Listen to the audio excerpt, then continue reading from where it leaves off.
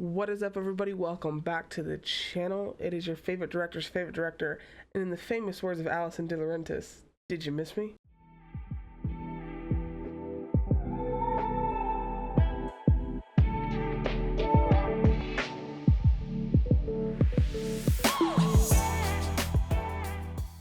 What is up, everybody? Welcome back. Welcome back. It is good to see you. We're going to actually start off today with, how are you? How's your mental health? How are you doing? I'm good. I'm excited. It is currently 1:45 a.m.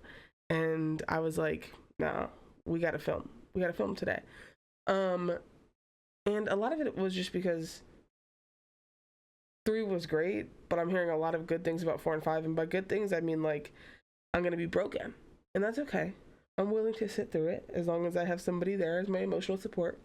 You guys have been great. I've been reading all of your guys' comments. I promise you I'm reading them. I am seeing them even if I'm not responding, so I appreciate you guys. As always, I love your feedback. I love all of the recommendations. I love that you are giving me all of the real life information about what's actually going on. It helps me go into kind of the next couple of episodes understanding like the actual dynamics, and like I said, and I think that I'll always touch base on this, but those dynamics and the things that we have to do as directors or writers to kind of dress it up and make it look better. I think that we saw a lot of that in the last episode, and I'm finding out from you guys that a lot of that is like within like them, or them having like an incestuous relationship, or them being gay. So I just think that that's really, really interesting to see, and it's not surprising to me. But yeah, I'm seeing it, guys. I promise I'm seeing the full story. I have not posted on Patreon yet, but I'm going to post on Patreon. If you have any suggestions as to what the first thing I should be posting on Patreon is, let me know. I'm going to post a full and entire unedited reaction over on Patreon. I mean, obviously I'll just cut together all the files that I need to, but other than that, it'll pretty much be raw. If you don't give me any recommendations, I'm just gonna do what I know best, and that's Scream. And that's my favorite franchise, and my birthday is coming up, and it's almost Halloween-ish, but we're kind of in spooky season, so Scream would be a great one for me, and that's not going to be as much of a reaction as it just kind of as a commentary. So just let me know what you guys want to see. I do plan on watching the Menendez brother doc that comes out on Monday. So I do plan on watching that, and maybe I'll post that in kind of the middle of this. But I think I want to watch that too, so that before I kind of get towards the end of this, I can actually like get all of the knowledge that I possibly can. So that is also something that I will be doing. There are a couple of movies I want to react to. Somebody did suggest also the show, I believe it is, Hannibal. So there's a lot of things that I want to get to, and I'm gonna get to them all, I promise. But I do want to finish this up because this is pretty important to me at least. I enjoy watching it, and I enjoy that you enjoy watching it with me. So yeah, so I appreciate you guys. Thank you for being here. We are going to jump in. If you're here and you love it here, please like, subscribe, comment, stay a while. We appreciate you. All love, always in the comments. I love all of you guys. And honestly, guys, I think that's it. I think I'm ready to just start watching it. I'm going to watch this episode, and I'll probably watch 5 tonight. And if I do feel up to it, I'll watch 6 as well. So if I have not changed, that is why. It's because I'm watching all of this in the same day. Anyways, yeah, let's get into it. Let's get into it.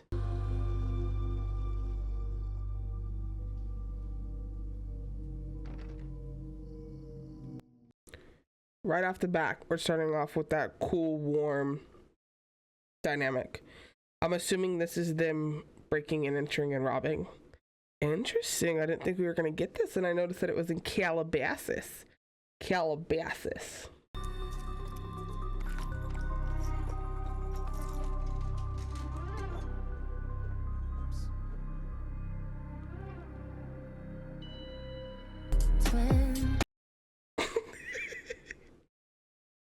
Not us both doing the same thing. We both went, like, really? That's what you want?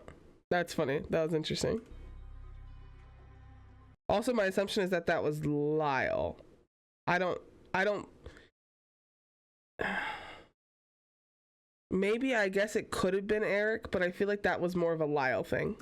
Well, what do they always tell us? Just never get caught. But you did get caught.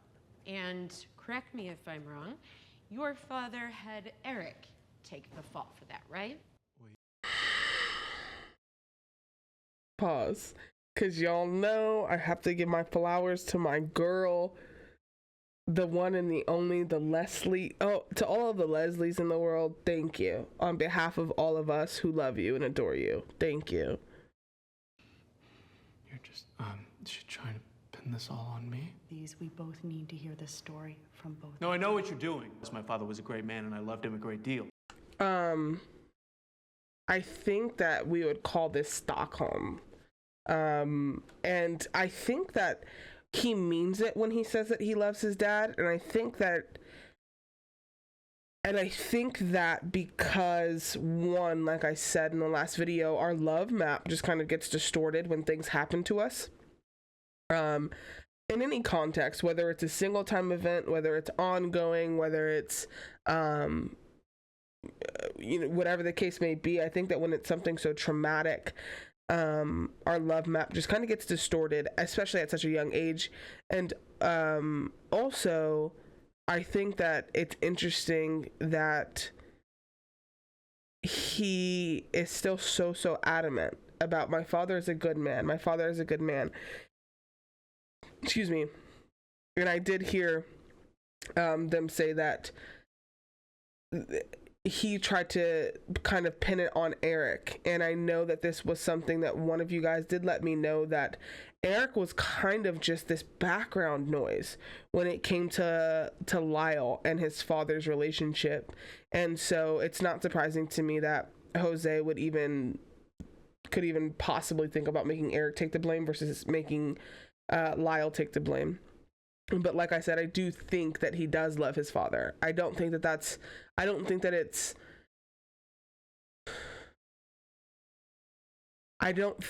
he's saying that as a defense mechanism. I think that he does love his father. It's just in a way of like Stockholm, like that's all he knew for a very good portion of his life. And we're talking about like the developmental stages of his life. So this isn't surprising at all. I love my dad. Lyle, you shot him in the head. You see how that doesn't make sense? He wanted me to be number one. Ah, there you go! I write the next one. Okay. Well, yeah. We're about, what are we, guys? At least I got to 5 minutes this time. Not for the first time I paused, but yeah. Wow. Okay. Yeah, I think that just the burden of having to be number one, the burden of having to be number one, the burden of having to be perfect, the burden of having the best grades, being the best at tennis, being the best in life. It's so overbearing. So I can see why Lyle is saying that's why I did it. And I think that a part of him did do it because of that. I think that a part of him agreed to do it, to kill his parents, was in correlation to that much weight that was on his shoulders. I don't think that that's all of it. And again, I will stand beside what I said. Boys don't talk about sexual abuse. And he's still not going to talk about it. But I can see how burdened he is and how much he wants it too. That's probably the worst part, is I think that when we're burdened like this, we don't even realize that we want to live up to the expectations of other people, but a lot of the times it just doesn't work like that. And even I myself in real life, I've gone through having to release people from expectations that I have on them, because it's so unreasonable to put expectations on somebody and expect them to live up to them, especially because we create expectations based off of ourselves, based off of past experiences, based off of other people. So when you're developing a story like that, how the hell is anybody supposed to keep up with that? How? It's all you. It's coming from you. So yeah, and The hitting is crazy. The next one is just domineering was the right word to use for him. And she's a bimbo. And If this is the girl that you pointed out yesterday, then no way. Mom, nuh-uh. That girl is not eating off of my good china. She has AIDS. Okay. First of all, the good china and AIDS, girl, come on. Hello? Okay, Lyle is not free to date you, sweetheart. Bye. Mwah, mwah. Lie. Cheat. Steal. Very interesting that that's where he went with that. First of all,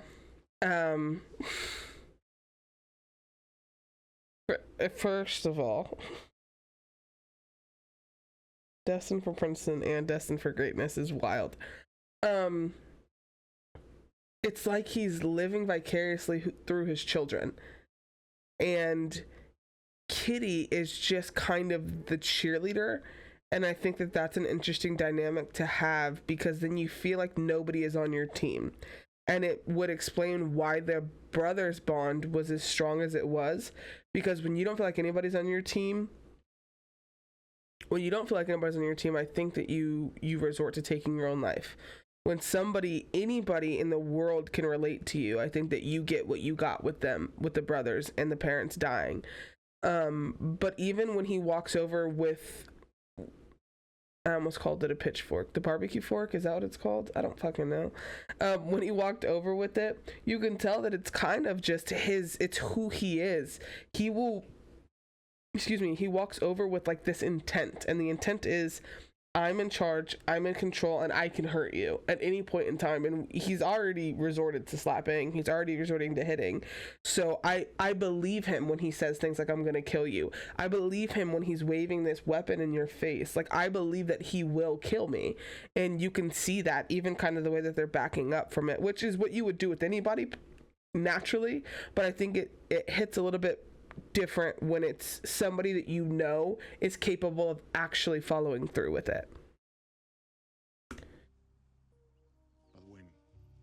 Also, I almost forgot, him saying, you know how you get all this? By lying, by cheating, by stealing. Okay, that's what they did. They lied, they cheat, they steal. And then when they do that and they get caught is the problem. That's the problem. So what he's saying is you can do all of that stuff and just don't get caught, because they got caught, they got sent to the doctor. And then in the second episode, we saw that he was taking them out of the will because they were robbing houses. But it's like, this is what you're telling us to do. You're literally telling us to do it, which it makes sense, because somebody like this, I think somebody like the father who's truthfully just a narcissist is what we're seeing. Everything is your fault.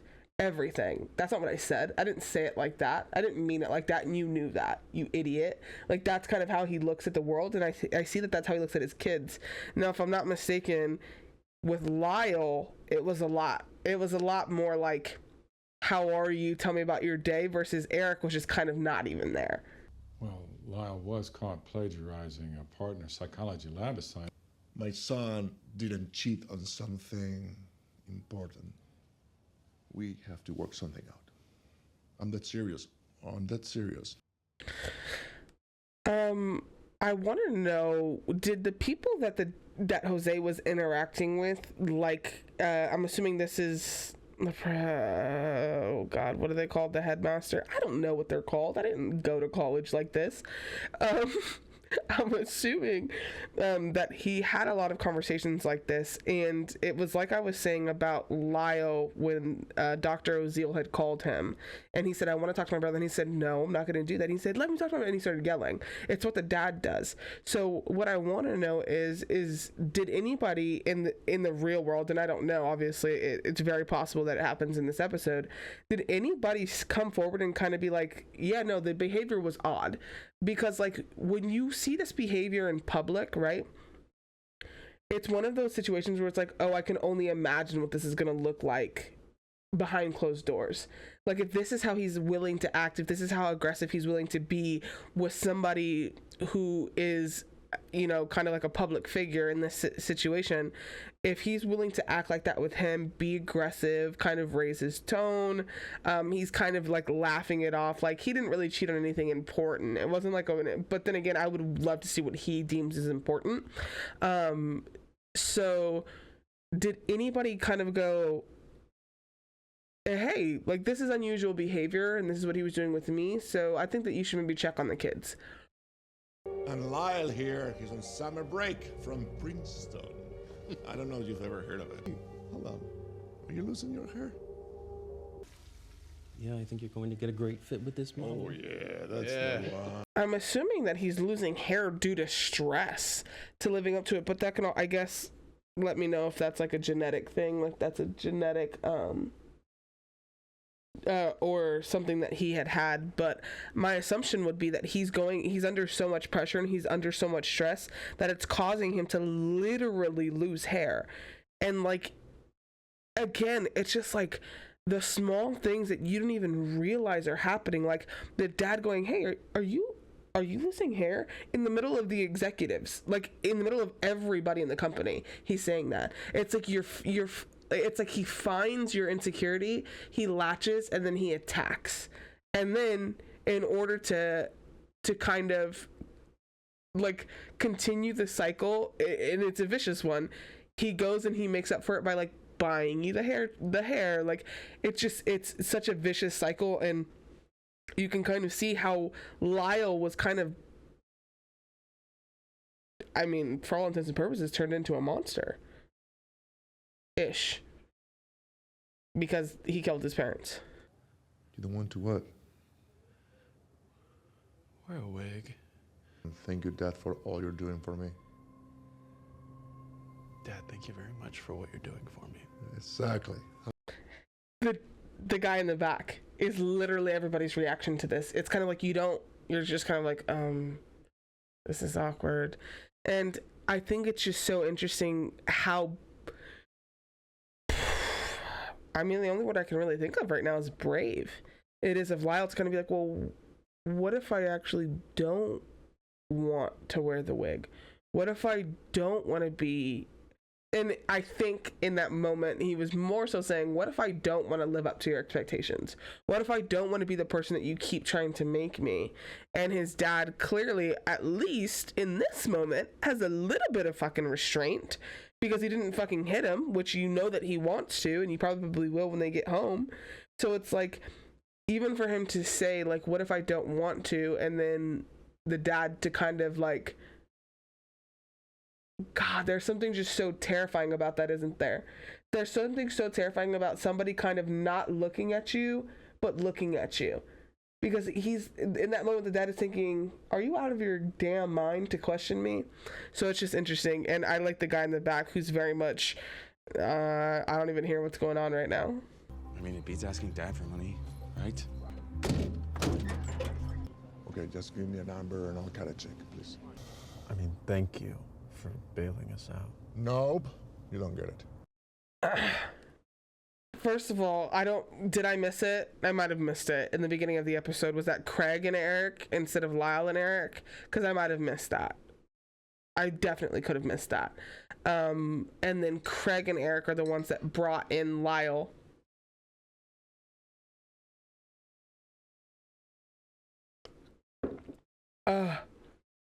Craig and ERIK are the ones that brought in Lyle.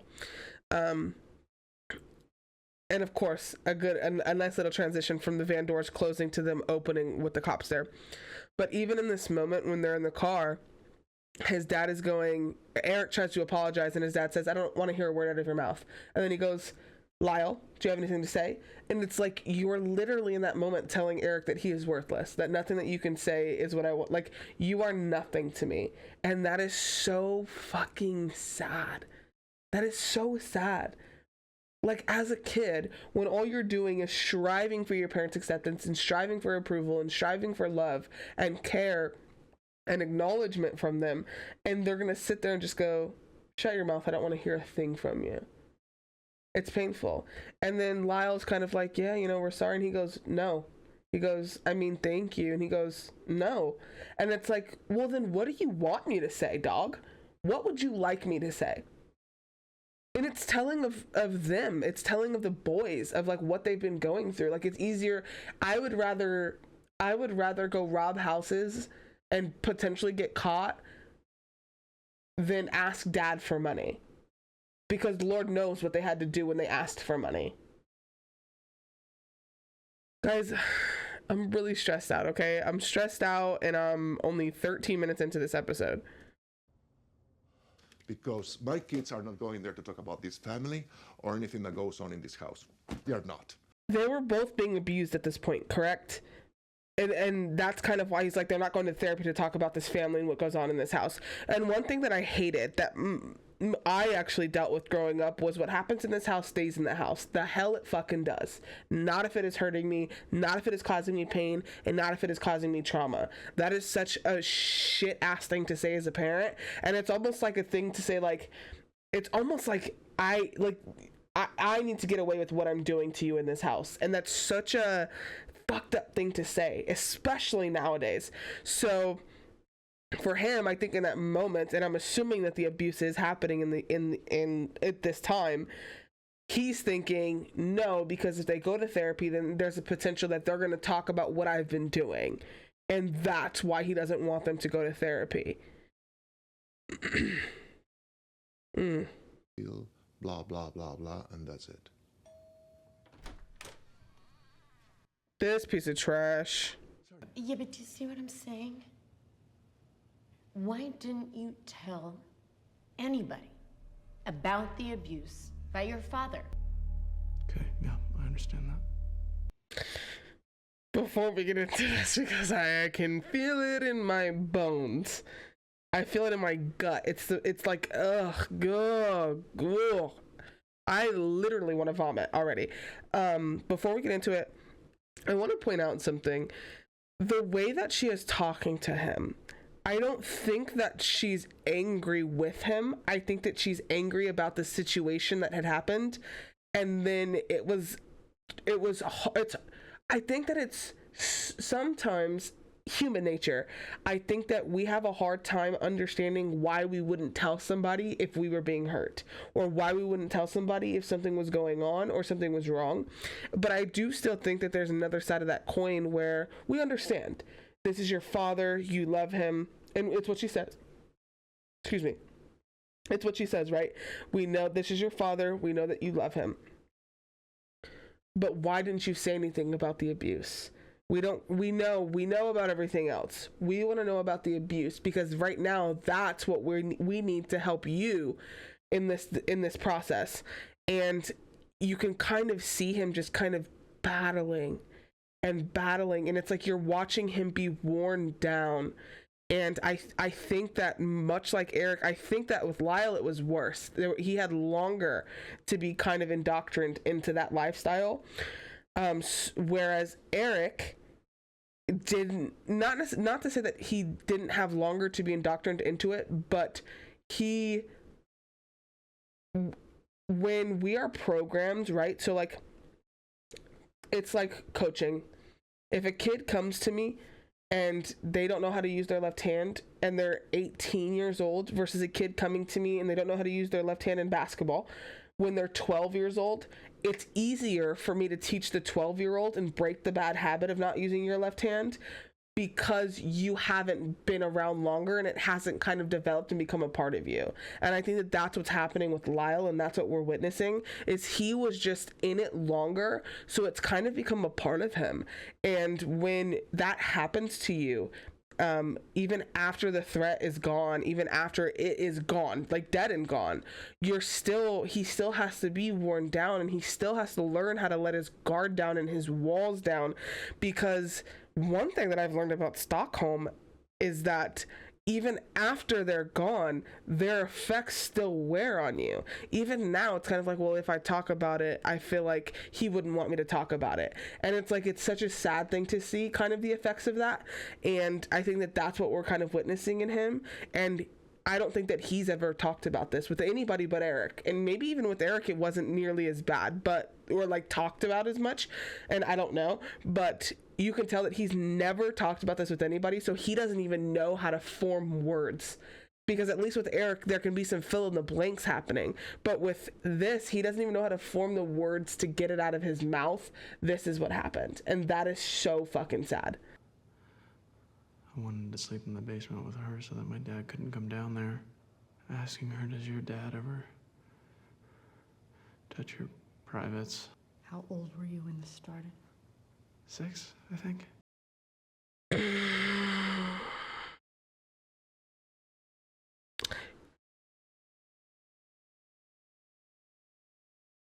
I have said it before and I'm going to say it again. It is so unfortunate that these boys have to suffer because their parents needed karma to pay them a visit. I'm so sorry that these boys have to suffer for that, because whoo, you know when something is just so outlandish that you can't even fathom it because it's not even something that you could potentially think about. That's what I'm feeling right now in this moment. 6? What the hell do you find attractive at 6?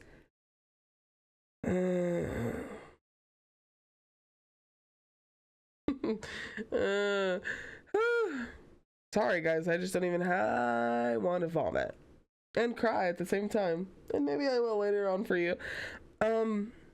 6 years old, can you imagine that? Yeah. I have to make my dad proud. I can't disappoint my dad, because if I make dad mad, I'm at like at 6 years old, going to bed at night knowing that your dad is going to come into the room and do that to you.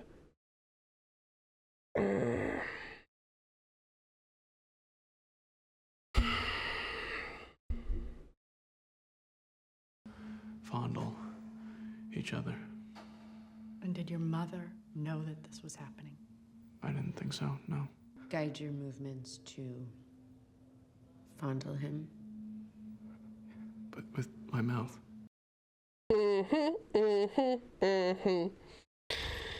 You guys were right. Wow. Yeah, I mean,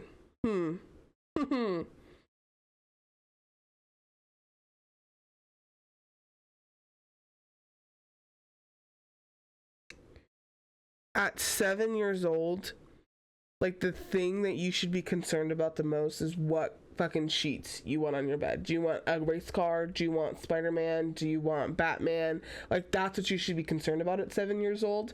And finding friends to play with and playing outside, and like that's what you should, like, what I think that it's so important to note that you're not just taking away and you're not just causing physical there's not just physical damage that's happening, it's the mental damage, it's the psychological damage, it's the emotion damage, it's the damage that you can't see.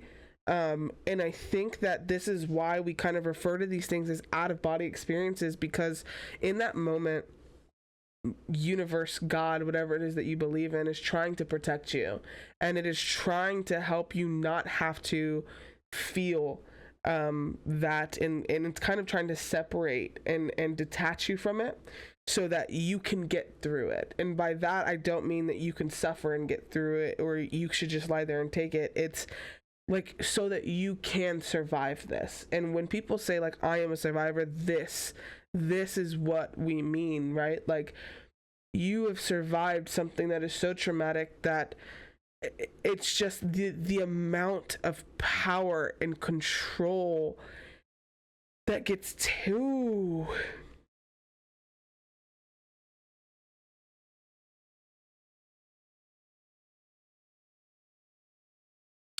the amount of that gets taken from you, right? Like, you always hear survivors say, like, I want my power back. I want to take my power back. And it's like, I don't even think that people kind of understand that is something that could even be taken. And it's something that could be willingly given, absolutely. But in this case, when we're talking about, and like, this is a child, this is pure.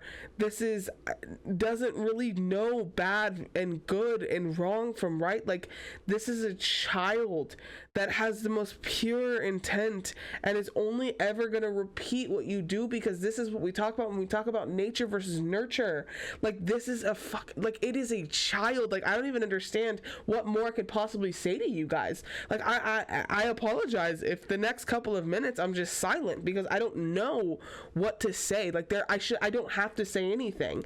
This speaks for itself. The volume, the way that it's being filmed, the close-up angles, there's a reason why they're not showing his whole face. It's like this is a child that we're talking about. And even the lawyers, like, they have to do their job. The attorneys have to do their job. They have to ask these hard-hitting questions.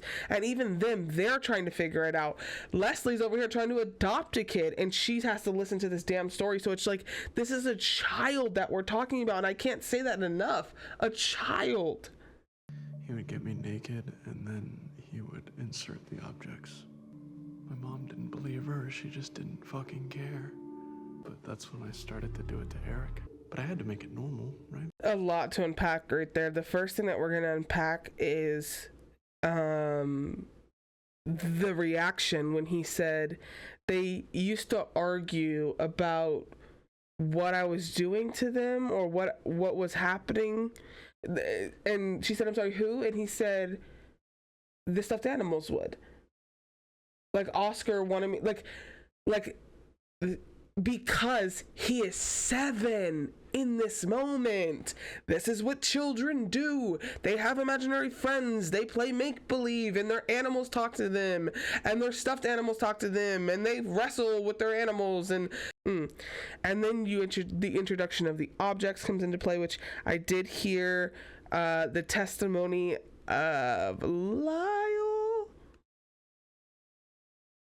I think it was Lyle on the stand, and somebody, I don't know who, was asking him about the toothbrush and ERIK, but he did admit to that. So I know that part is real. And I think that it was interesting because he said, I told my cousin, and my cousin told my mom. So it was like somebody finally believes him, right? Somebody believes him. And it's not that nobody believed him. Somebody believed him. And then somebody did what they were supposed to fucking do. They told an adult. And what did the adult do? What did the adult do? I'll tell you what the adult did. Absolutely fucking nothing. Oh God.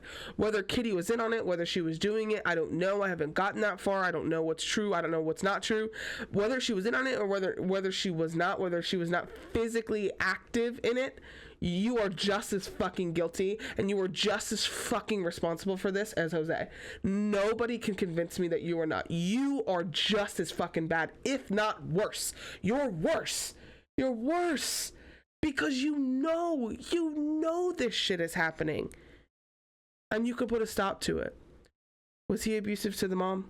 Does anybody know? Was he abusive to the mom? Is that why she didn't do it? She was afraid that she was gonna get beat. She was afraid that she was gonna get hit. Take your fucking kids then. There's not an excuse in the world that can make me understand why you wouldn't fucking speak up.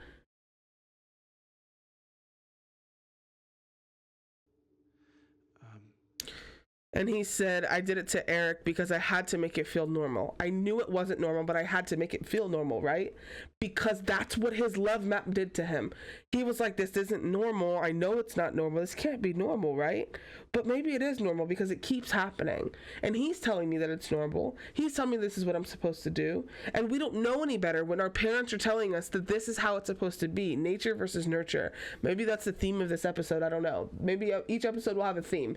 Today's theme, this episode's theme, nature versus fucking nurture. Nature versus nurture. Naturally, Lyle goes and he does what he does to ERIK because it's what's been done to him. Naturally, that's what happens. Nurture, though, it's that nurture part, right? The mother was supposed to be there in that nurture part. She was supposed to be the one to come in and save them. She was supposed to stop them. That's what you do as a mom. That's what you do as a parent, frankly. And clearly she couldn't do either. And then I just go back to when they said, I remember she tried to commit suicide after he cheated on her.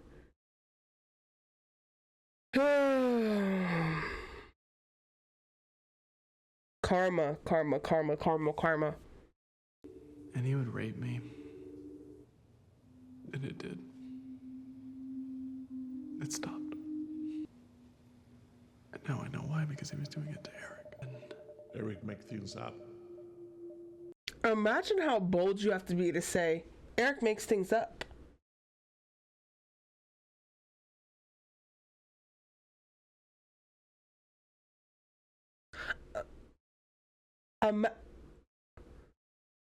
Imagine how bold you have to be to say ERIK makes things up to the kid that you've been sexually abusing for the last 2 years. Imagine how bold you have to be. Imagine how absolutely disassociated from fucking reality you have to be. This man is living in a world that is not even adjacent, not even parallel, not even a little bit similar to ours. He is so fucking high and mighty that nothing can touch him. This is what I don't like. This is what I can't stand. I don't like this portrayal of people with money and that this is how they act. And I know that that's not what's happening. This is truly who he was. But like, no, that's not how that shit works. Imagine just being so bold. He makes things up. You keep this between us. And that part right there, what happens in this house stays in this house, that's the part that I will always fight to eradicate. Come on, ERIK. You can do 1 minute. Come on. he hated Eric, and it made me hate Eric too. And I saw how my dad fucking treated him, and then I treated him the same way.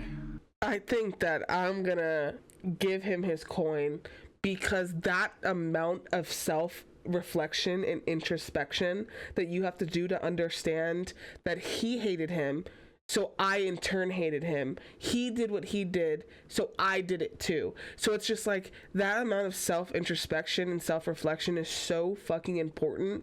His self-awareness in this moment, even if it's now. I understand that when he was doing it, he wasn't kind of in that self-awareness, and he probably didn't understand that. But at some point, he kind of got to a point where he was realizing, oh my God, like, I only hate you because Dad does. But then it's like, who the fuck is Dad? Because look at what he's doing. This isn't okay. This isn't normal. This isn't right.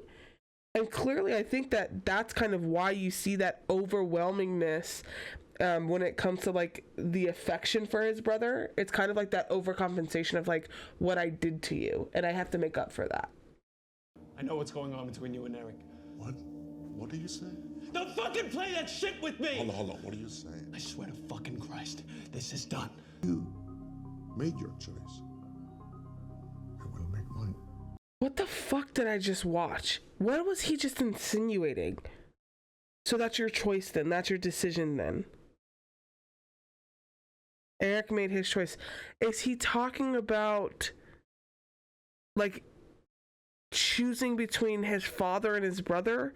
Is that what he's talking about in that moment? Imagine being in competition with your children.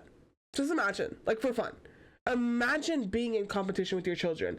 That is such weird behavior. That is such weirdo behavior. You're just over here in competition with your kids.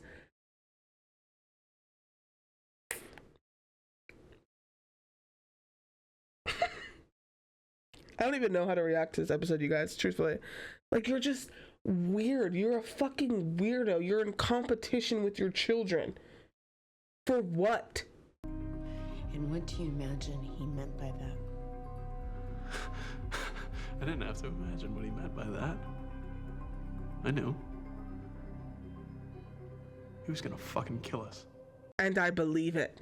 I fully believe that he was capable of killing his kids. Your attention is immediately drawn to the television room.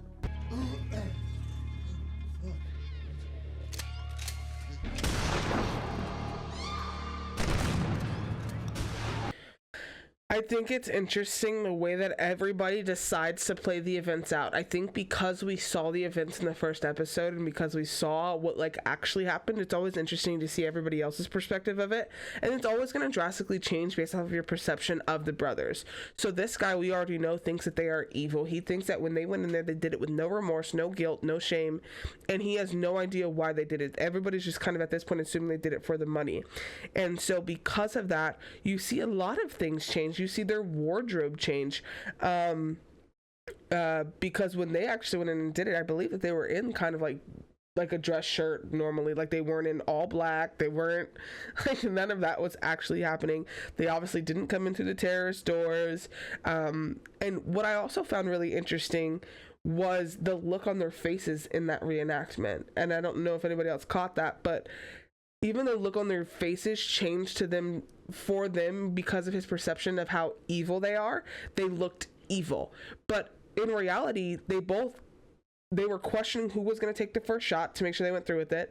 And then they kind of hesitated after the first shot. It was kind of like, oh shit. Oh, okay. I mean, I guess we started, so we have to finish it. But in this, like, they went in, they were ruthless. They went in like assassins, like trained assassins. And so I think that that's interesting. And also, I just don't like this guy. I think that he's kind of arrogant. I think that he thinks that he knows everything because he's a Vanity Fair reporter, which clearly you're talking to the detectives. Even the detectives in this situation are appalling at their jobs.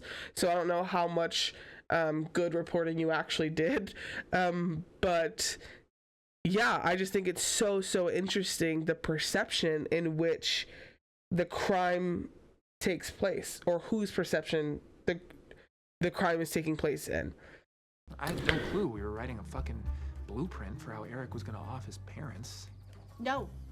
They never told Jerry that they were in any immediate danger. All they cared about was being driven around in limousines and staying in the presidential suite at the Bel Air. I think that, first of all, Craig, sit the fuck down somewhere with that shitty ass screenplay. Sit down. Because let's not forget, Craig, you were involved in the robberies to begin with. So we didn't forget about that, Craig. We didn't forget about that. I don't care if you guys like Craig. I don't care about Craig right now. I could care less about Craig. Is on the back burner right now. All right? Because his energy is giving, he's stuck onto this planet. And I don't deal with that. I think that it's so interesting who they talked to. You're talking to people who kind of, and this is what I said. I did say this. Based off of their energy after the killings, this is what was going to happen. Was the perception. And what happens is now there's a snowball effect. So what is not even true, because nobody was willing to sit down and get to the actual truth, right? Nobody's willing to do what the defense attorneys are doing. And maybe that's why I have a weird appreciation for the defense attorneys in this situation, is because they're the only people who are actually trying to get to the truth, even though that's literally the prosecution's job. Wow. Okay. Sorry, I'm having some revelations. I'm having some revelations right now. The people's job, who it was to get down to the truth, that's the prosecutor's job, by the way. Beyond a reasonable doubt, okay? The prosecutor's job is to find out the truth. But the defense attorneys are the only ones in this situation trying to find out the actual truth. Because I am beside myself right now. Wow, I'm beside myself, because the victim can always be a bad person in any situation, in any circumstance. And I'm not saying that that's always going to be the case, but like in this specific situation, and yes, I believe the boys. Let me put that out there. I will team boys. Most of the time, I'm not going to jump on the team. I'm not going to jump on a team. I want to stay neutral. I'm jumping on team Menendez brothers right now because I believe them. But in this situation, because they are the suspects and they are the killers and there's confessions and everything, nobody is going to look any further for the truth except the defense attorneys. So that is why I have such an appreciation for them. Wowza. I think I just went on a tangent. I apologize. But again, everybody's perception is going to look like this because nobody is willing to find out the truth. They're just kind of going with the flow and what they hear. A formidable legal team led by the fearless Little Orphan Annie. You jerks can say whatever you want, but ERIK and Lyle are amongst the best clients I have ever had. They are adorable. Oh, I love Leslie. She said, you guys can say whatever you want, but realistically, they're the best clients I've ever had. Why? Because they tell the truth, and it's an open and shut fucking case. And I know what happens later with the appeals, you guys. I already know. and I'm pissed about it. But and oh boy, whose name I can't even remember. What is it? Jerry? I can't even remember my guy's name. The Vanity Fair reporter. The jealousy, the hatred for her obviously stems from the fact that she, something about his daughter's murder, whether she tried to get him off, she defended him, whatever the case may be. One, that's her job, okay? That's just her job for reasons like this. This is why this is her job. She is just that good. And also, I see why she's saying they're adorable, but also that's her job, isn't it? When she gets on camera, she has to spin this story to make you like them without telling you the truth yet, right? Like she's not gonna go out and give you all of that information right now. So she's got to kind of get on camera and kind of play a very specific person for the public. And that's kind of what we're seeing. And this guy, he's always going to have this fucking opinion. It's about something deeper, darker. An evil nightmare on Elm Drive. Unfucking believable. Don't disrespect Wes Craven like that. I still don't even know his name. She said his name fucking 5 seconds ago and I still don't know his name. That's how much I literally could care less for this man. Oh, but he's a great storyteller, isn't he? He's a great storyteller, isn't he? Yeah. It's interesting because he's right. He's kind of right. You don't just do that for money.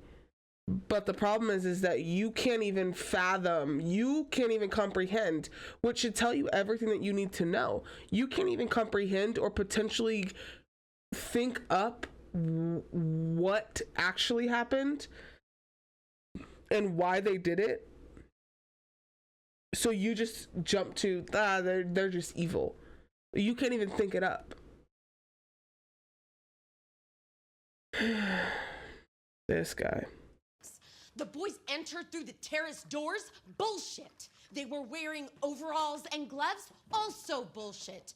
Jose and Kitty were having ice cream and fruit. Did not even bother to read the fucking forensic report. Sorry guys, my camera's dying and she is going in right now. Maybe we should save ourselves the hassle and adopt Lyle and ERIK.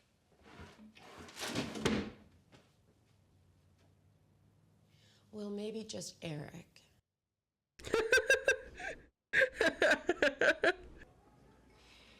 Now, when you and Lyle were roommates, what kind of stuff did you talk about?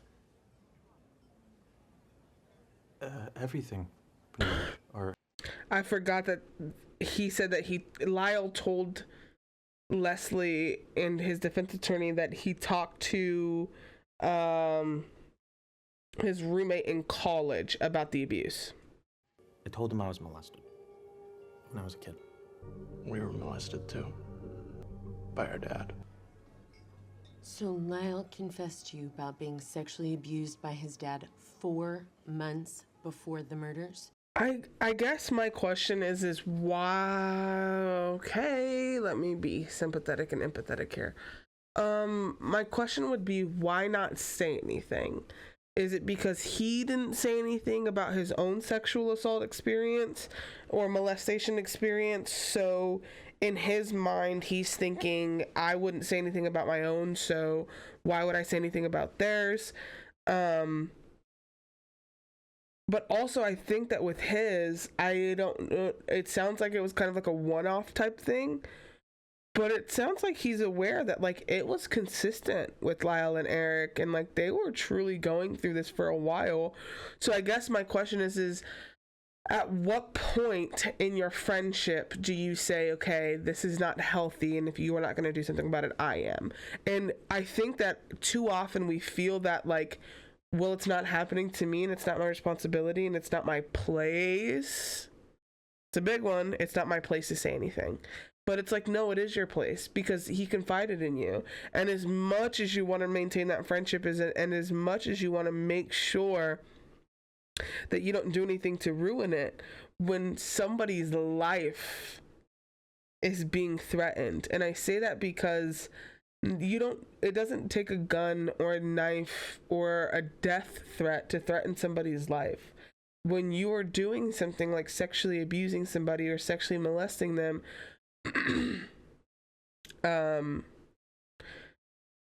when you're doing something like that, you are taking away a part of them that they will never get back. Therefore, you've taken a part of their life, and you're threatening their life at that point.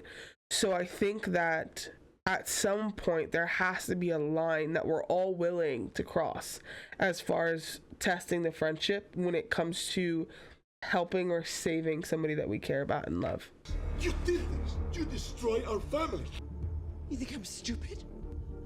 I cared about keeping this family together. We knew then that she was gonna take my dad's side no matter what.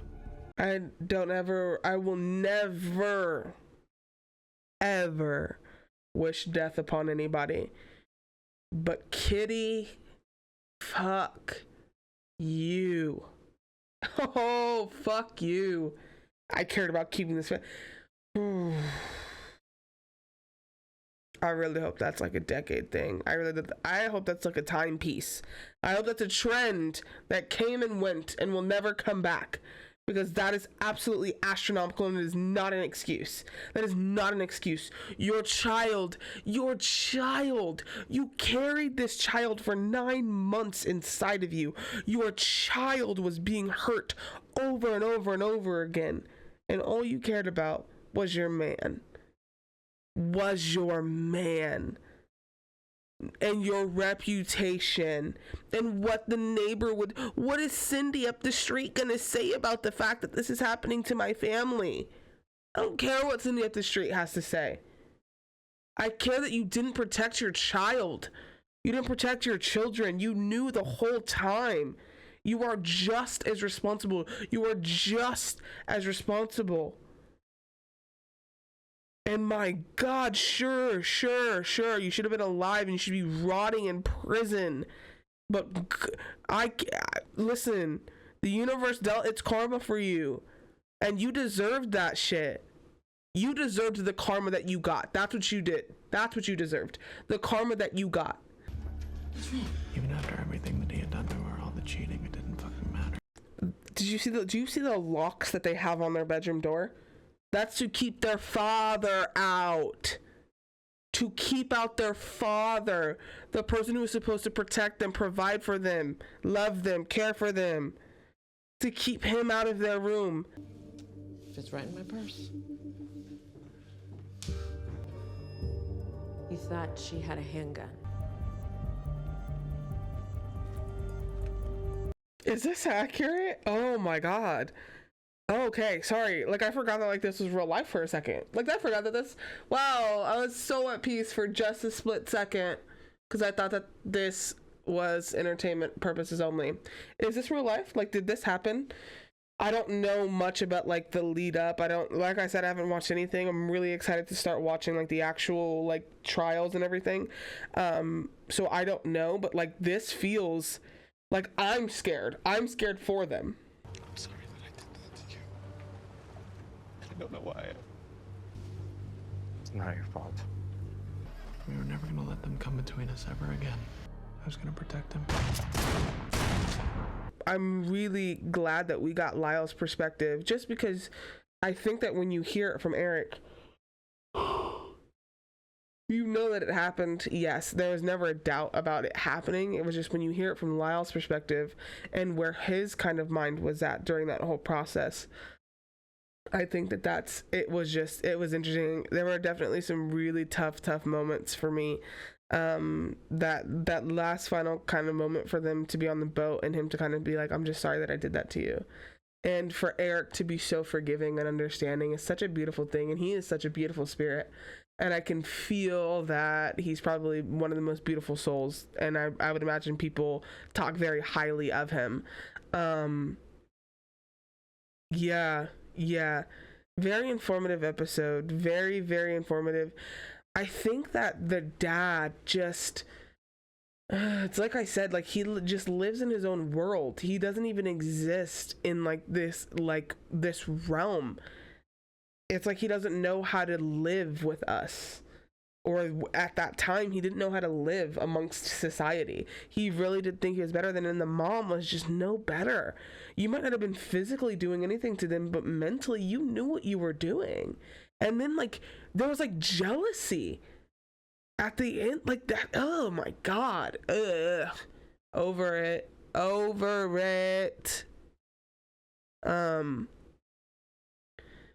Yeah, I guess I don't really have much to say about the end of this episode. I actually really just want to jump into the next episode, and I like that this is titled Kill or Be Killed. Now I'm kind of understanding the perspective, and that was one of the bigger things, was self-defense is any time that you feel like your life is or could be in danger. And I think that they genuinely were very afraid for their life. I think that they believed their dad when he said he was going to kill them. I think that they believed their mom when she said that she would kill them. I think that there was no reason for them not to believe that in those moments. The parents have not given them a good reason to believe that they would not try to take their lives. Truthfully. The parents have not given it enough reason. And then the dad would just strong arm somebody else and get away with it. So yeah, I can completely see where their mental state was at in those moments. I guess I'm going right into the next episode. Thank you for sticking around. If you enjoyed it, great. If you didn't, I'm so sorry, but thanks for sticking around as always. Yeah, I appreciate you guys. I'm sending so much love. Keep letting me know how you're feeling in the comments. Please keep informing me. I love learning the truth in the story and what is dressed up for entertainment, and I'm doing my best to kind of watch it from a neutral place and a neutral standpoint. But the more that I learned, the easier it is for me to do so. Yeah, I'm gonna see you guys in the next episode. I appreciate all of you. I will be posting on Patreon soon, so keep that in mind. Be on the lookout for that. I'll be posting some more Menendez brother, kind of more on the docu side, so keep an eye out for that. Obviously, like, subscribe, comment, let me know how you're feeling, let me know how you're doing. Take care of yourself, be good to yourself, be kind to yourself, and above all else, I love you.